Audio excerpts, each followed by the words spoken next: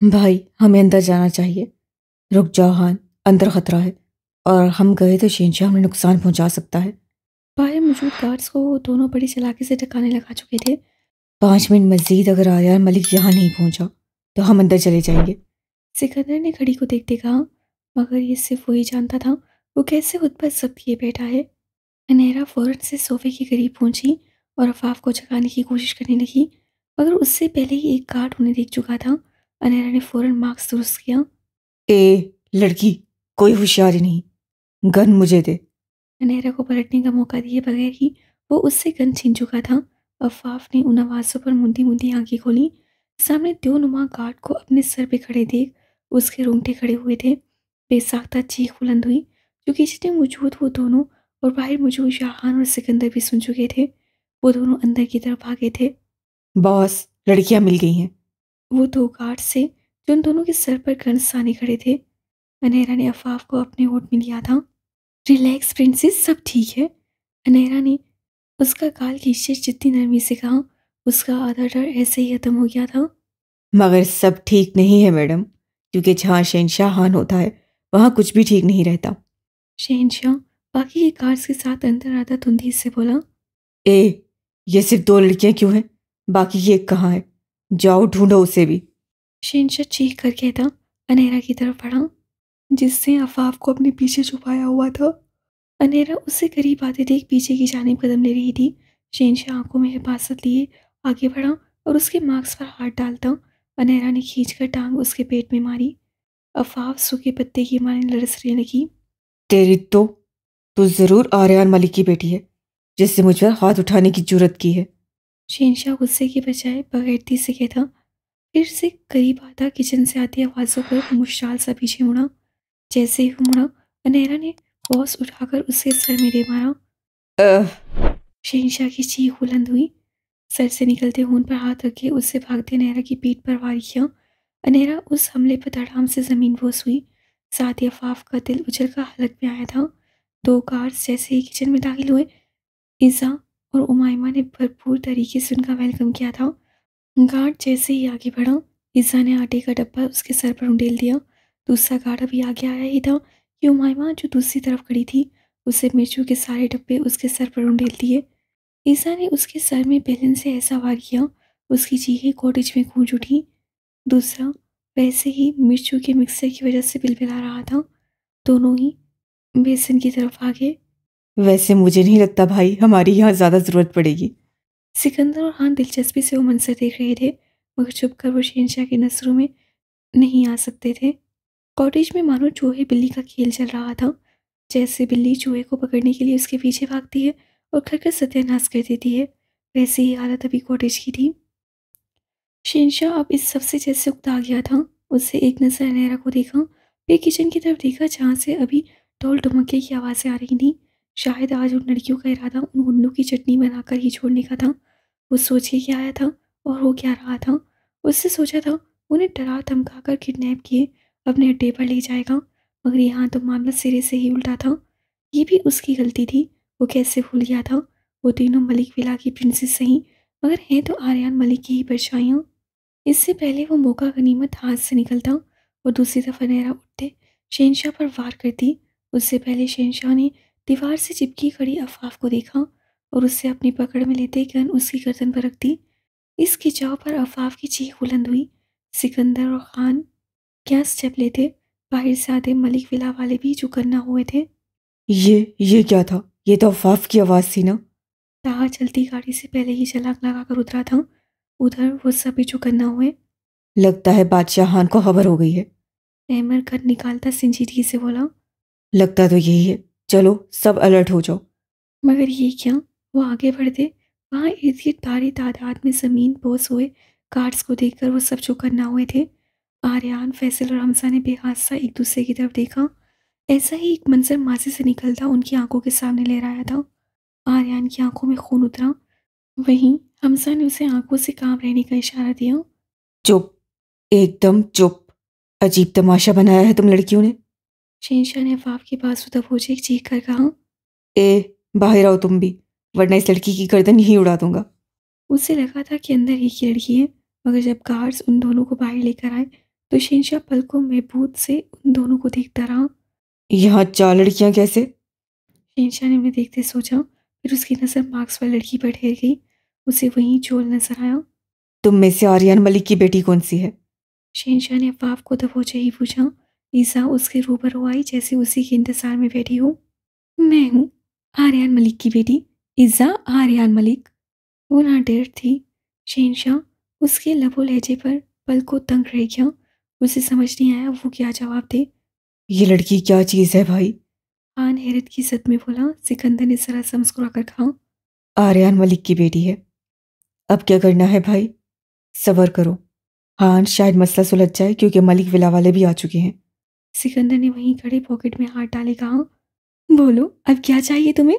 क्यों याद किया तुमने आर्यन मलिक की बेटी को? इज़ा उसके होश उड़ा रही थी। उसे कभी नहीं सोचा था कोई लड़की इतनी भी बहादुर हो सकती है। मुझे तो सिर्फ तुम चाहिए हो डार्लिंग। शहंशाह सरदा पैर उसे देखता हबासत से बोला। तो फिर इसे छोड़ दो। ईसा ने रोती अफाफ को देखकर कहा। ये वही जानती थी बहुत पर उस शख्स की गलीज नजरें और अफाफ की कलाई पर उस शख्स का हाथ कैसे बर्दाश्त कर रही थी। ऐसे कैसे छोड़ दूं? इसकी वजह से तुम काबू में आई हो, वरना देखो तुमने मेरे गार्ड्स का क्या हशर किया है। शहंशाह उन्हें देखते बोला। ईसा हंसी। ऐसा हाल मैं तुम्हारा करने की भी ख्वाहिश रखती हूँ। वो सीने पर हाथ बांध कर बोली। एक कदम भी आगे बढ़ाया तो इस लड़की की जान निकालने में 2 सेकंड लगाऊंगा। शहंशाह उड़ रहा। अगर इसे एक खरोच भी आई तो याद रखना मैं तुम्हारे लिए भयानक तबाही साबित होंगी। तुम्हें मैं चाहिए हूँ, इसे छोड़ो, मुझे ले जाओ अपने साथ। यूं औरत का सहारा लेते खुद को बचाने की कोशिश खत्म करो। उसे नखुद से कहा। शहंशाह ने सबसे उसे देखा। उसका यूं देखना सिकंदर कैसे बर्दाश्त कर रहा था सिर्फ वही जानता था। तुम मेरी हिम्मत को अगर चैलेंज कर रही हो तो बहुत गलत कर रही हो लड़की। तुम्हें क्या लगता है 2 कराटे की क्लासेस लेकर अगर तुम मर्द का मुकाबला कर सकती हो तो तुम्हारी गलत फहमी है, और तुम्हारी ही गलत फहमी मैं खत्म करने में बहुत खुशी मिलेगी। अभी, यहीं, इसी वक्त। शहंशाह ने कहते उसकी तरफ कदम उठाए मगर अफाफ का हाथ उसी गिरफ्त में था। सिकंदर ने पॉकेट से हाथ बाहर निकाले। शहंशाह के हर बढ़ते कदम के साथ उसका सबका प्याला भी भरता जा रहा था। हान उसके चेहरे पर पहले तासुरात देखकर छुटरी लेकर रह गया। ईसा ने नजरें इर्द गिर्द दौड़ाई। अफवाह उसके इरादे भांपते सबके दाने पर थी मगर ईसा यूं ही पीछे हो रही थी। उतनी पीछे कि वो दीवार के साथ खड़ी उमायमा और इनायरा के पास पहुंच गई। गार्ड्स भी पास ही खड़े थे मगर इंतहाई बुरी हालत में। ईसा ने अनहरा को इशारा दिया। अनहरा ने उमायमा को, उमायमा ने अफाफ को। वो आंखों का खेल वो दोनों दिलचस्पी से देख रहे थे। हमें बहुत ध्यान से अंदर जाना होगा। हमारी जरा सी बेध्यानी सब कुछ बिगाड़ सकती है। आर्यन के कहने पर वो सब सहे लागे। मुरसलीन, ताहा, याह्या, एमर ने एक दूसरे की तरफ देखा। नताशा ने मलाइका के हाथ पर हाथ रखकर दिलासा दिया। अभी वो कोई स्टेप लेते अंदर से एक बार फिर वफाफ की चीखने की आवाज़ आई और अब ताहा जो कि मुरसलीन की गिरफ्त में था एकदम से फड़फड़ाया। मजीद हिम्मत नहीं है, मुझे जाने दे भाई, वरना मैं आग लगा दूंगा हर एक को। खुद को मुरसलीन की गिरफ्त से छुड़वाता वो जुनूनी बना। अंदर की तरफ भागा। Shit, control him Mursaleen. Aryan चीखा मगर वो जा चुका था।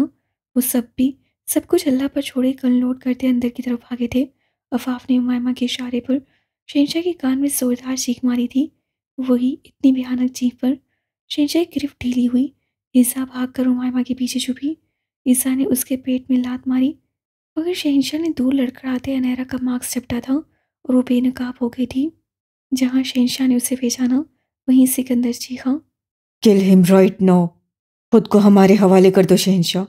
तभी इस आवाज़ के साथ ही एक और आवाज़ गूंजी। सिकंदर, हान समेत शहंशाह और वो चार भी पलटी। हान को कुछ समझ नहीं आया। उसे जल्दी से स्मोक बॉम्ब वहाँ उछाला तो वहाँ हर तरफ फैल गया। अनहेरा मार्क्स पर झपटी।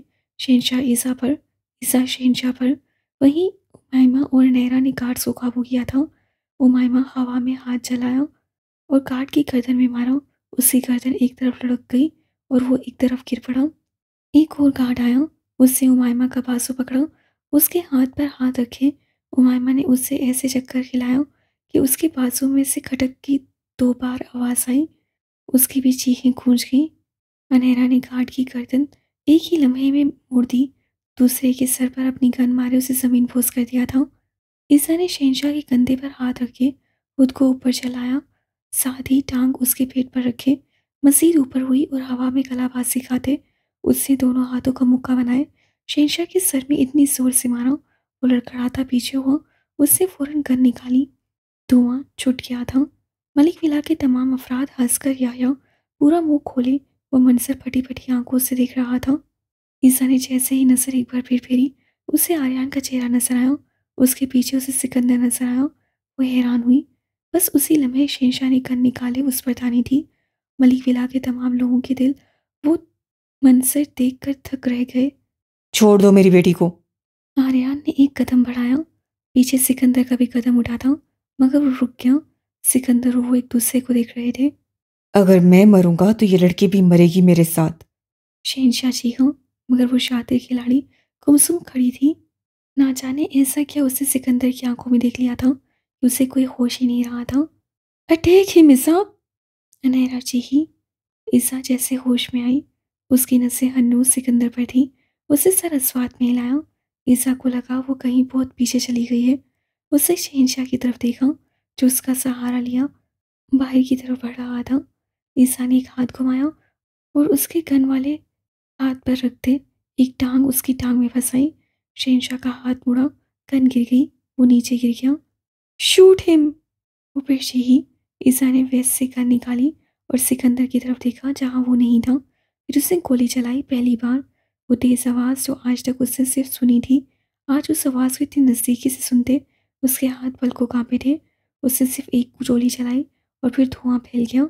सब अंधाधुंध भागने लगे, मगर ईसा वहीं खड़ी थी। वो करीब आया, इंतहाई करीब। वो तब भी खड़ी रही। वो मजीद पास आया और रुका।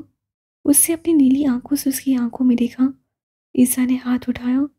मैं यहाँ तुम्हारी हिफाजत के लिए हूँ। वो जुमला उसे साकित कर गया। वो हिल नहीं पा रही थी। उसे लगा उससे कदम वहीं जम गए हैं, आंखें पत्थर हो गई हैं।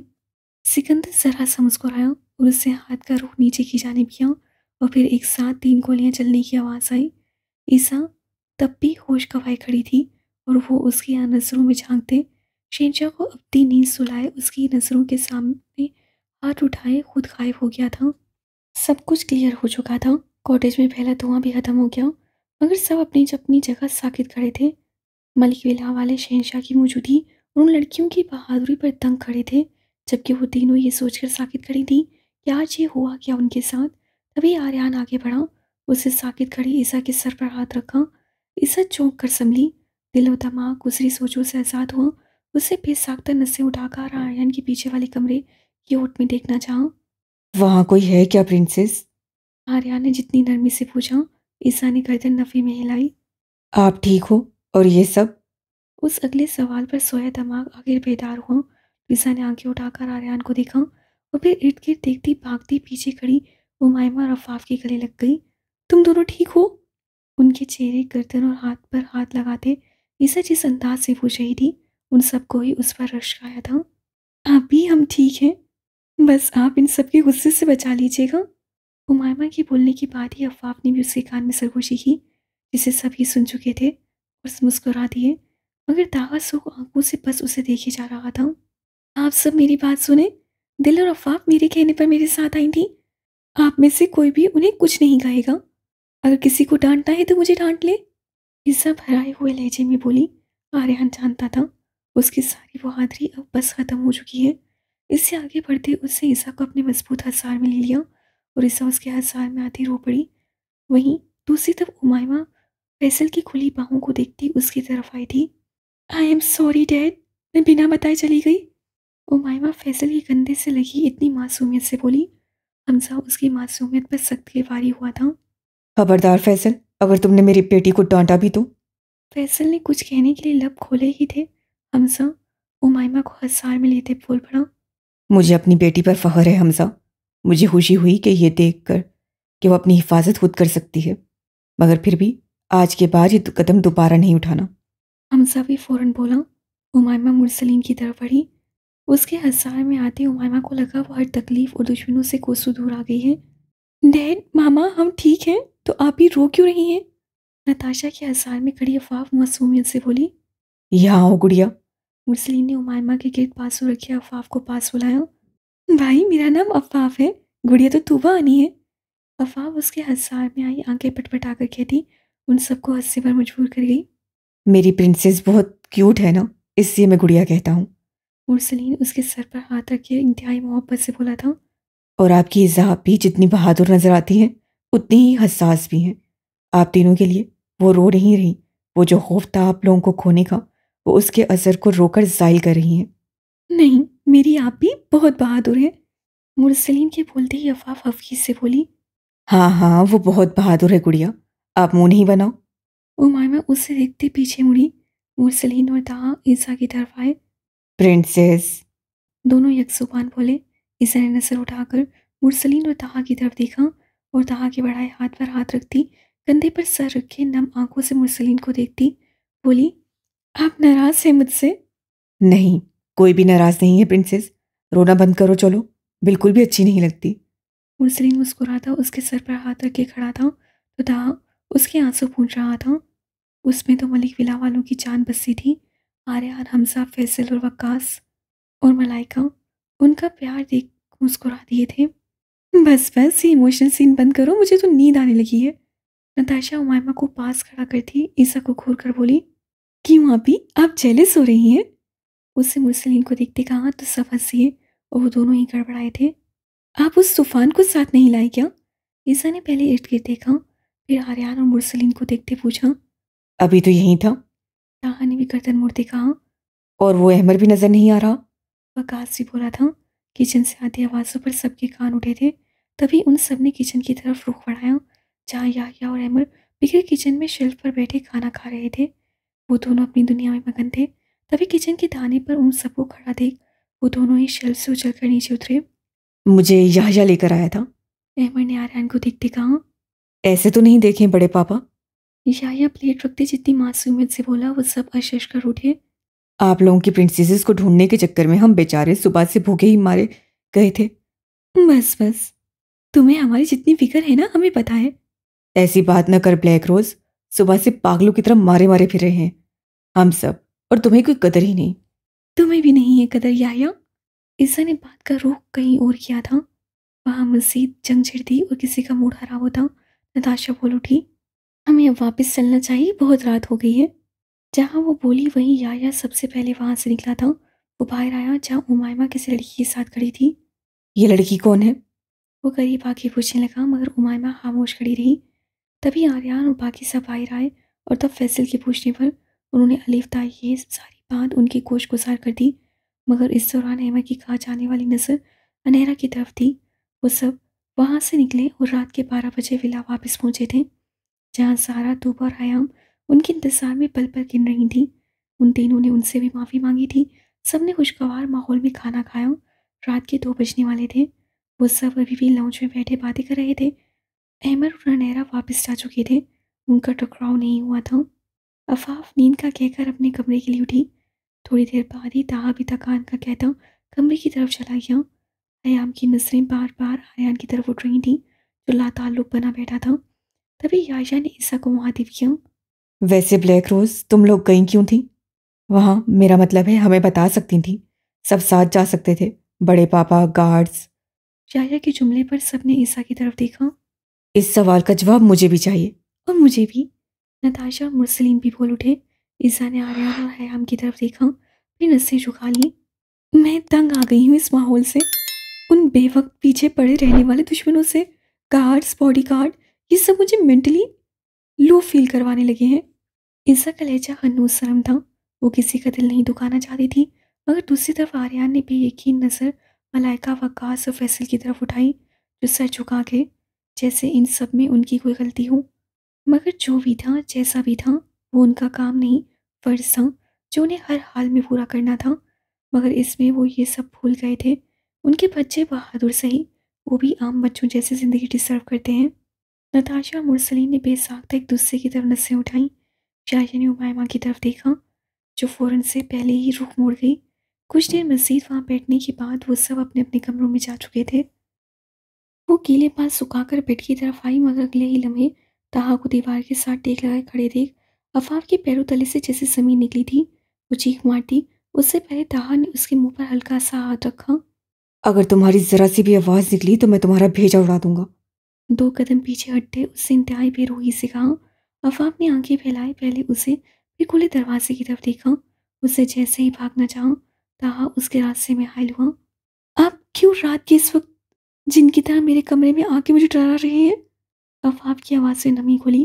ताहा की सूख अंगारा बनी नजरें उसके ओसान हटा कर रही थी। तुम किसकी इजाज़त से मलिक विला से बाहर निकली थी? जवाबन ताहा ने उसके बाजू को दबोचे कराहत लहजे में सवाल किया। अगर तुम्हें कुछ हो जाता तो बताओ मुझे, कौन जिम्मेदार होता? मेरा क्या होता? तुम सिर्फ अपना क्यों सोचती हो, मेरे बारे में क्यों नहीं सोचती? क्या मैं कोई इंपॉर्टेंस नहीं रखता तुम्हारी लाइफ में? कि मुझे तुम सिर्फ इतनी खबर ही दे दो कि तुम जा कहाँ रही हो। मुझे इस आपी ने मना किया था, अफाफ ढिठाई से बोली। वो शायद उसकी बेबसी से लुत्फ उठा रही थी, जो इस वक्त ताहा की नजरों में ही नहीं, लहजे में भी साफ झलक रही थी। आज के बाद तुम मलिक विला से बाहर नहीं जाओगी। मैं कल ही गार्ड से कह दूंगा, तुम कहीं भी जाने से पहले मुझसे इजाज़त लोगी और फिर जाओगी, वरना तुम्हें गार्ड बाहर जाने नहीं देगा। ताहा उसका बदला रवैया देख बस इतना ही कह सका, वरना जो तूफान उसके अंदर मचा हुआ था वो अफाफ की सोच से भी ज्यादा भयानक था। उसके फैसले पर अफाफ ने गर्दन मोड़े उसे देखा। आपकी बीवी जरूर बनने वाली हूँ, मगर इसका मतलब ये नहीं कि आप कहेंगे सांस लो तो मैं सांस लूंगी, वरना नहीं लूंगी। वो तेज लहजे में बोलती गई, ये सोचे बगैर सामने वाले पे क्या गुजरेगी। ताहा उसकी ठोन पर हैरत में मुबतला कदम पीछे ले गया और सोफे पर गिरने वाले अंदाज में बैठा। अफाफ ने अजीब नजरों से उसके झुके सर को देखा। नजर सर से फिसलती उसके चेहरे पर रखे हाथों से होती जूदों पर गई रह गई। जहाँ फर्श पर कतरा नुमा कुछ गिरा, उससे लम्हा लगा समझने में वो आंसू थे। ताहा अमीर रो रहा था। जल्लाद भी रोते हैं, वो सोच के रह गई। वो जो कब से अंदर ही अंदर सब कर रहा था, उस लड़की ने उसकी हिम्मत तोड़ दी थी और वो रो दिया था सिर्फ उसे खोने के डर से।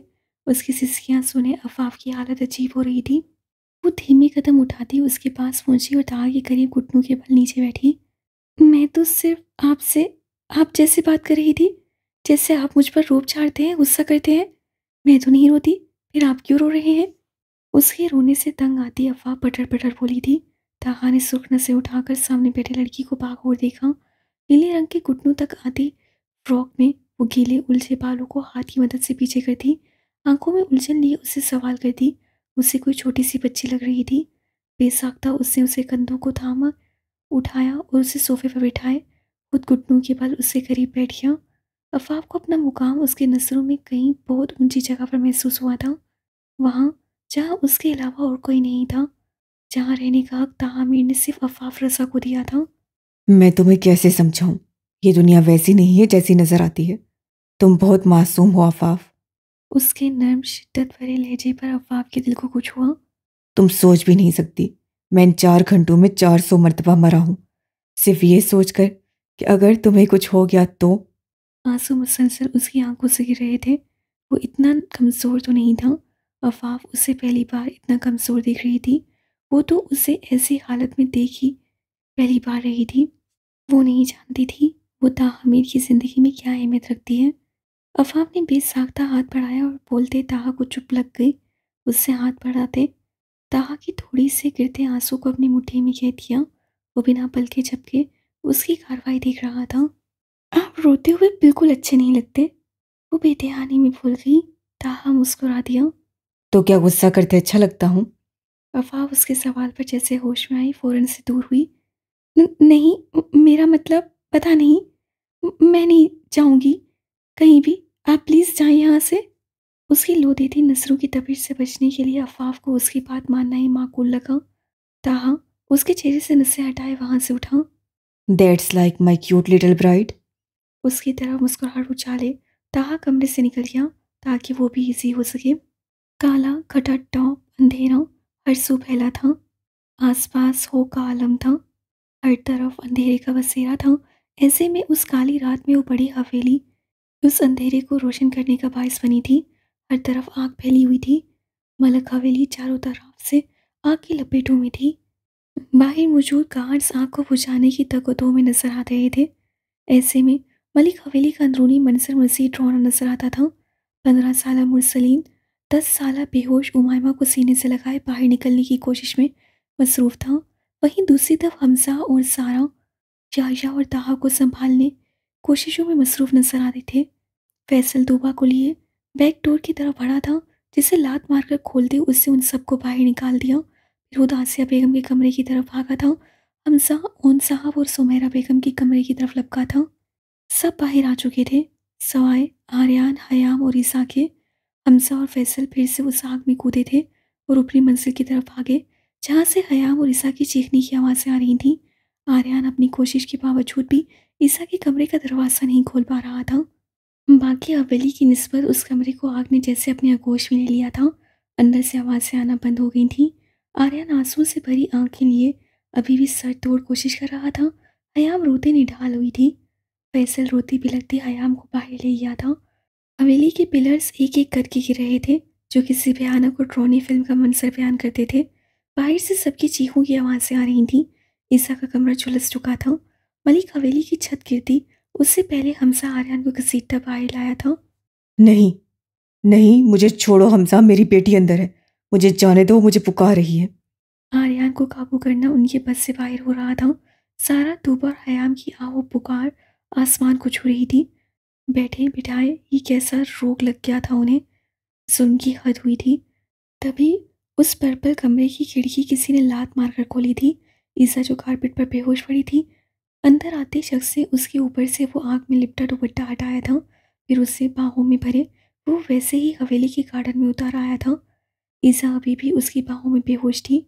वो बला की हसीन थी, मुकाबिल की नीली आंखों में चमक उभरी। खुद को हवा में महसूस करते ईसा ने आंखें खोल दी। उन नीली आंखों को खुद को तकता पाकर वो दम साधे उसे देख रही थी। मुकाबिल ने धीरे धीरे से उसे नर्म घास पर बिठाया।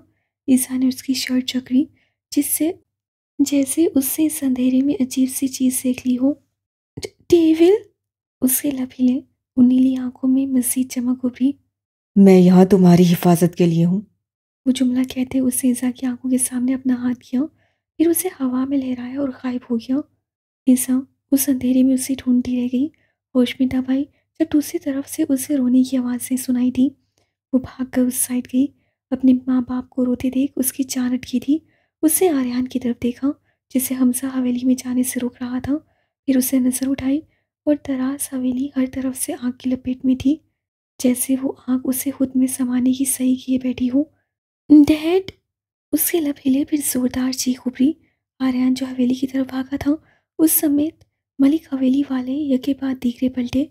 वहाँ ईसा को सही सलामत पाकर उनकी जान में जान आई थी। तभी आर्यन ईसा की तरफ भागा। अभी उसने 2 कदम उठाए थे। वो दराज हवेली अपने पूरे हुजूम समेत रूह लरसाती और दिल चीरती आवाज़ के साथ ज़मीन बोस हो गई। जो जहाँ था वहीं रह गया। ईसा के मुंह से आखिरी पुकार डैड की निकली थी। वो उठ बैठी। उसने हाथ मारकर लैंप ऑन किया।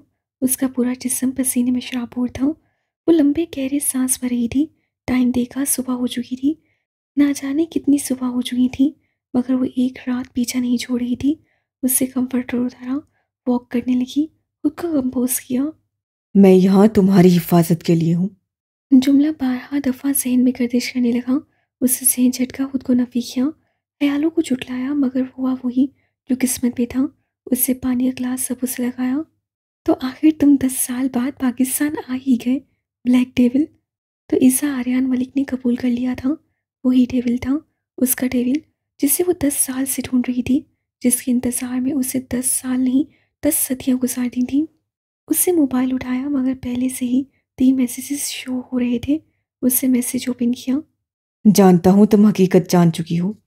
हाँ, मैं वापस आ गया हूँ, मगर तुमने मुझे पहचानने में देर कर दी। एक दिन आएगा जब तुम्हारा साया भी तुमसे दूर हो जाएगा। फिर तुम तपती धूप में भी खड़ी रहोगी, तब भी तुम उसे वापस नहीं ढूंढ पाओगी। वो आखिरी मैसेज था जो उसे रात 2:22 पर रिसीव हुआ था। क्या 11 साल कम थे इस बिल्ली चूहे के खेल को? उसे स्क्रीन को देखते हुए तासुब से सोचा, मगर इस बार नहीं डेविल। इस बार ईसा आर्यन मलिक अपने समेत तुम्हें भी तपती धूप में लाकर खड़ा करेगी और तुम खुद आओगे।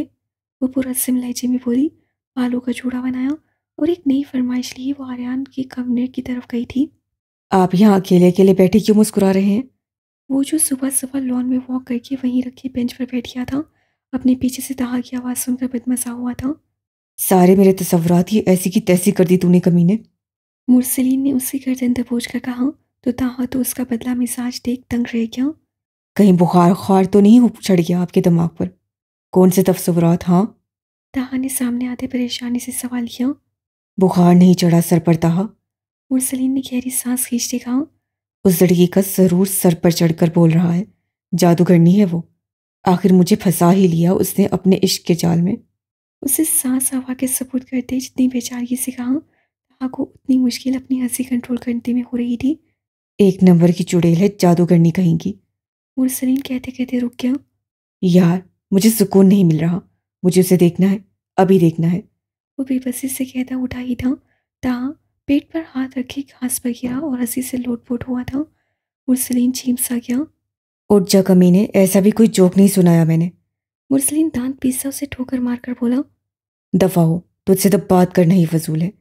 उसे वैसे ही हंसते देख मुरसलीन जाता ताहा जैसे तैसे खुद पर कंट्रोल किए उठा और उसके सामने आया। अच्छा, मेरे पास एक प्लान है, सुनेंगे? हाँ, सुना।